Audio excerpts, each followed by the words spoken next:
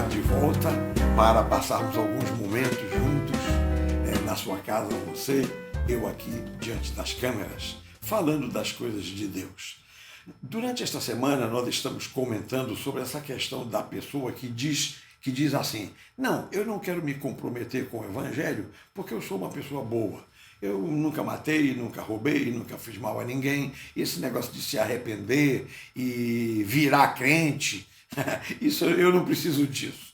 Então, eu estou mostrando aqui na Bíblia, para os meus irmãos, para os meus amigos, que nós encontramos muitas pessoas boas, pessoas mesmo especiais, no entanto, que tiveram de se humilhar e aceitar Jesus como Salvador. Por exemplo, eu tenho um caso aqui que é do centurião Cornélio. Aqui na Bíblia, no livro dos Atos dos Apóstolos, capítulo 10, a partir do versículo 1, nós lemos o seguinte: diz que morava em Cesareia, uma cidade do Oriente Médio naquele tempo, um homem de nome Cornélio, centurião da coorte chamada italiana, piedoso e temente a Deus com toda a sua casa, e que fazia muitas esmolas ao povo e de contínuo orava a Deus. Esse homem observou claramente durante uma visão, cerca da hora 9 do dia, um anjo de Deus que se aproximou dele e lhe disse: Cornélio. E este, fixando neles os olhos e possuído de temor, perguntou: que é, Senhor? E o anjo lhe disse: as tuas orações e as tuas esmolas subiram para a memória diante de Deus. Agora, pois, envia mensageiros a Jope e manda chamar Simão, que tem por sobrenome Pedro. Pronto, foi isto que aconteceu com este Cornélio. Ele viu um anjo, ele estava orando. Olha, observe que esse Cornélio era um comandante militar da tropa de ocupação romana. Você sabe que os romanos dominavam o mundo antigo naquela época. Então, o comandante dessa tropa de ocupação, que deveria ser um homem odiado pela população, não. Ele era um homem bom, fazia esmolas, orava a Deus, era um homem piedoso, interessante, orava a Deus, porque os romanos eles eram devotos de Apolo, Júpiter, Afrodite e os deuses do panteão greco-romano. No entanto, diz na Bíblia que ele orava a Deus. Possivelmente, o Cornélio observava que os judeus tinham um Deus que não tinha imagens, percebe? Era um Deus invisível, um Deus assim como o nosso Deus, que você não pode retratá-lo. Pois bem, ele orava para esse Deus. Ele deveria imaginar que Júpiter, Apolo e Marte, os outros deuses da mitologia greco-romana, não eram nada. E ele orava a Deus. Muito bem. Então aparece um anjo a esse homem. Veja que homem especial. A comunidade judaica o admirava, o amava, né? E aparece um anjo a ele. O que é que o anjo diz? Cornélio, manda chamar Simão, que tem por sobrenome Pedro. Ele vai te dizer o que é que tu deves fazer. Nós notamos aqui duas coisas. Primeiro é o seguinte: o anjo, por si só, ele não poderia pregar o evangelho. Não é atribuição dos anjos pregar o evangelho. Nós não nos comunicamos com os anjos. Nós não adoramos os anjos. Algumas vezes Deus manda anjos falarem conosco, mas assim, não há uma relação com os anjos. Os anjos não entram na questão da pregação do evangelho. Quem prega o evangelho são os homens. Daí que o anjo manda Cornélio chamar Pedro. Aí vem o apóstolo Pedro. Então tem toda uma história aqui que você pode ler, neste capítulo 10 de Atos dos Apóstolos. Cornélio manda chamar Pedro, Pedro vem, prega o evangelho para Cornélio, e ele, a sua família e todos os seus amigos estavam lá na casa para ouvir a palavra de Pedro, se converteram. Então é assim, meus queridos, é assim. Você pode ser uma pessoa boníssima, não estou dizendo que você não é.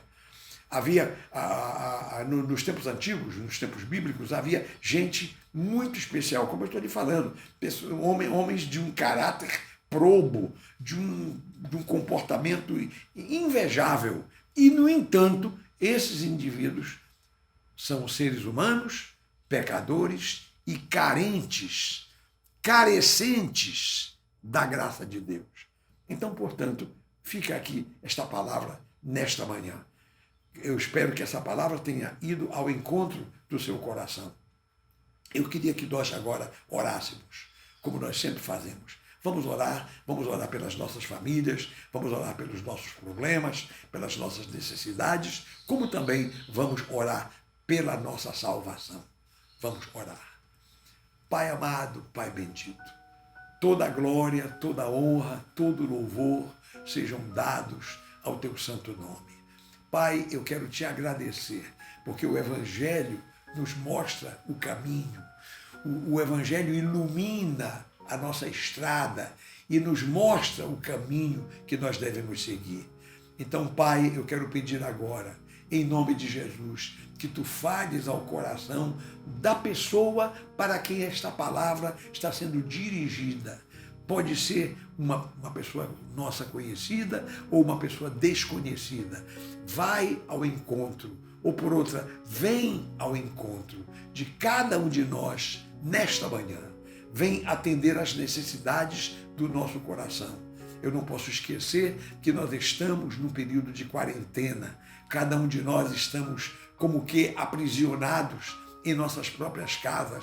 Nós estamos num período de exceção da nossa vida terrena por causa desse problema de um vírus que está atacando a humanidade. Então, Pai, no entanto, nós paramos agora, além de pedir ao Senhor que o Senhor nos conceda graça para superar essa situação, que não falte comida na nossa mesa, que não falte dinheiro no nosso bolso, que não falte recursos para que os meus irmãos e os meus amigos possam viver e sobreviver a essa situação que nós estamos. Além disso, Pai, eu peço a salvação da nossa alma.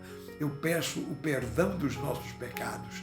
Eu peço que tu operes de uma forma maravilhosa na vida do meu querido amigo, da minha querida amiga que está me assistindo. Oh, meu Senhor, faz melhor do que o que eu estou te pedindo, pois é no nome de Jesus que eu oro. É no nome de Jesus que eu peço todas estas coisas, não só agora, mas sempre, sempre e sempre, em nome de Jesus. E que todo o povo de Deus diga amém e amém. Glória a Deus, aleluia, louvado seja o nome do Senhor. Meus irmãos, minhas irmãs, que o Senhor Jesus abençoe a todos os que estão me assistindo, que não falte para você a força de Deus, a capacidade dada por Deus para você superar esses dias de coronavírus, de quarentena, e que também a graça de Deus nunca falte ao seu coração. E você que não tem certeza ainda da sua salvação pela fé em Jesus, receba essa certeza. Acerte a sua vida com Deus, reconcilie-se com Deus. Faça um propósito de buscar a Deus, de seguir a Deus, de estudar o Evangelho, de ler a palavra de Deus e dessa forma você adequar a sua vida conforme os parâmetros aqui do Evangelho. Essa é a minha palavra. Eu vou terminar agora a nossa apresentação deste momento de fé. E amanhã nós vamos continuar. Amanhã eu vou continuar, inclusive, neste assunto. Não perca a nossa palavra amanhã. Fiquem na paz do Senhor, na graça de Deus, e que Deus abençoe a todos rica e abundantemente, em nome de Jesus.